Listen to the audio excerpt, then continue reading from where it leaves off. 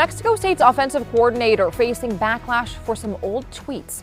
Reporter Alyssa Munoz is here with what we know about the university's investigation. Well, Sasha, Tyler Wright is the offensive coordinator and has been with the Aggies since 2021.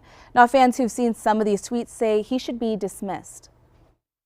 Wright's old tweets starting as early as 2011 resurfaced.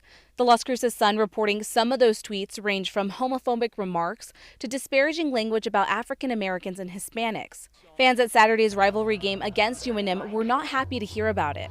Projecting a mindset that is just horrible. All I can really say at this point is that I hope that he's matured beyond that level of thought. Because of the investigation, Wright did not coach in Saturday's game. The university only saying his absence was due to an internal matter.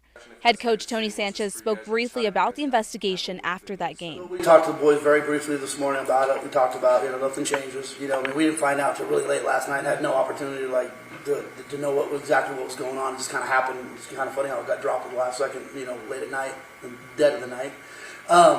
But no, we just, we haven't had a chance to review it, and we'll comment on it later. The report describes more than 150 posts on Wright's X account, formerly known as Twitter. He posted on them from 2011 to 2014 when he was a wide receiver for Tarleton State. One fan talks about what he thinks should happen going forward. People are hurting now because, again, not just the community, the players, the staff, but it should be a dismissal where it should not happen again. Regardless, that's his thoughts at that time.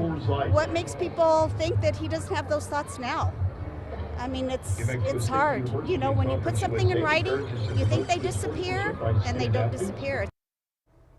Now we spoke with NMSU's assistant athletic director who says Wright is not with the team as the investigation is ongoing.